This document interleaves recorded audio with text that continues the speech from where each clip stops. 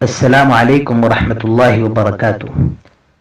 الحمد للہ وحدہ والصلاة والسلام على نبینا محمد صلی اللہ علیہ وسلم وعلى آلہ وصحبہ اجمعین اما بعد.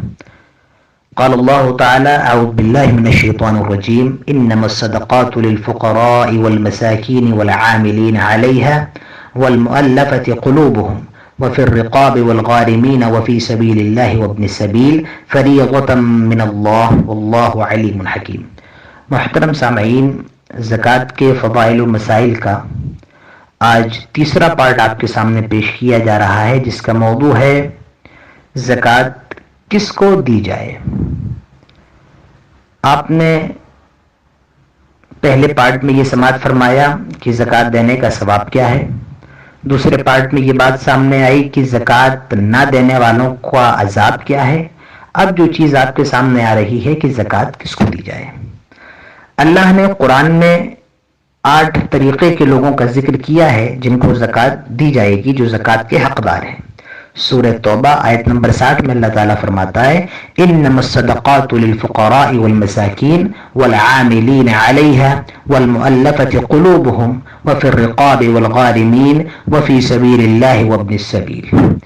8 قسم کے لوگ ہیں. سب سے پہلے للفقراء والمساکین، فقیروں کے لیے اور مسکینوں کے لیے. اب آپ کہیں گے فقیر اور مسکین میں کیا کوئی فرق ہوتا ہے؟ فقیر کہتے ہیں جس کے پاس کچھ نہ ہو، بالکل فٹا حال ہو، اور مسکین کہتے ہیں تھوڑا بہت تو ہو لیکن اس کی ضرورت پوری نہیں ہو رہی ہو. 1 دن کے کھانے کا انتظام تو ہو، 2 دن کے کھانے کا انتظام تو ہو.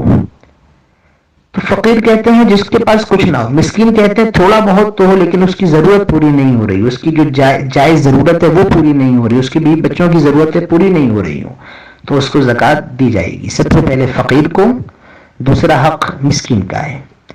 تیسرے قسم کے لوگ کون ہیں؟ والعاملین علیہ، زکوٰۃ وصول کرنے والے. جو لوگ زکوٰۃ وصول کرتے ہیں ان کا بھی زکوٰۃ میں حق ہے. چوتھی چیز والمؤلفة قلوبهم، جو دل رکھنے والے لوگ ہیں. مطلب کچھ کافر ایسے ہوتے ہیں، غیر مسلم ایسے ہوتے ہیں کہ ان کے دل میں اسلام کی محبت ہوتی ہے اور وہ اسلام لانا چاہتے ہیں، لیکن کچھ پریشانی ایسی ہوتی ہے کہ وہ اسلام نہیں لا پاتے، یا پیسے کا مسئلہ ہوتا ہے، تو ان کو بھی زکوٰۃ دی جا سکتی ہے، ان کا بھی حق ہے. اسی طریقے سے والمؤلفة قلوبهم میں وہ بھی لوگ آئیں گے کہ وہ مسلمان جن کا ایمان کمزور ہے، ان کو بھی زکوٰۃ دی جائے. اسی طریقے سے کوئی مسلمان ایسی جگہ پر رہتا ہے یا کئی مسلمان ایسی جگہ پر رہتے ہیں جہاں غیر مسلموں کی کثرت زیادہ ہے، تو ان کے سرغنہ کو بھی زکوٰۃ دیں تاکہ وہ مسلمانوں کو پریشان نہ کریں. تو یہ تمام چیزیں والمؤلفة قلوبهم کے اندر شامل ہیں. اسی طریقے سے وفی الرقاب، غلام آزاد کروانے کے لیے. پہلے کے وقت میں غلام ہوتے تھے، لیکن یہ غلاموں کا دور تو نہیں ہے، اس وقت میں غلام نہیں ہے. لیکن وفی الرقاب کے اندر وہ لوگ آئیں گے، وہ بیچارے بے گناہ مسلمان آئیں گے جو بغیر وجہ کے، بغیر گناہ کے آج جیلوں کے اندر بند ہیں، اور ان کے ماں باپ اتنے غریب ہیں کہ ان کے لیے وکیل کا انتظام نہیں کر پا رہے ہیں کہ ان کے لیے کیس لڑا جائے اور انہیں باہر نکالا جائے. تو وفی الرقاب میں ایسے مسلم قیدی بھی آتے ہیں جو بے گناہ ہیں اور بے وجہ جیلوں کے اندر قید ہیں. اسی طریقے سے والغارمین، جو لوگ مقروض ہیں تو ان کے قرض کی ادائیگی کے لیے بھی زکوٰۃ دی جائے گی. وہ مستحق ہیں، لیکن جو قرض لیا ہے وہ جائز چیز میں لیا ہو.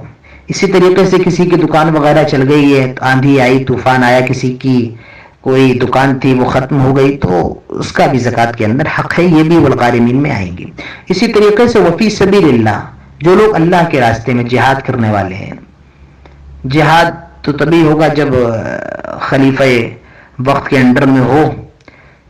اور اسی طریقے سے وفی سبیل اللہ کے اندر وہ لوگ بھی آئیں گے جو اللہ کے راستے میں ہے، علم حاصل کر رہے ہیں، جو مدارس وغیرہ ہیں، جو مکتب وغیرہ چل رہے ہیں، یہ سب وفی سبیل اللہ کے اندر شامل ہے، تو ان کا بھی زکوٰۃ میں حق ہے. اسی طریقے سے وابن السبیل، جو مسافر ہیں. بعض مرتبہ ایسا ہوتا ہے کہ آدمی سفر میں نکلا، اس کی جیب کٹ گئی، یا اسی طریقے سے اس کے پیسے وغیرہ گر گئے، تو ان کا بھی زکوٰۃ میں حق ہے. وابن السبیل، جو لوگ مسافر ہیں. تو یہ 8 قسم کے لوگ ہیں. میں پھر سے آپ کو بتا دیتا ہوں. سب سے پہلے فقیر، مسکین، زکوٰۃ وصول کرنے والے، اسلام کی طرف مائل غیر مسلم، یا وہ مسلمان جن کا ایمان کمزور ہے، یا وہ کافر جہاں مسلمان رہتے ہیں اور وہ اس لیے زکوٰۃ دیں کہ یہ ہم کو پریشان نہ کرے، تو ان کو بھی زکوٰۃ دی جا سکتی ہے۔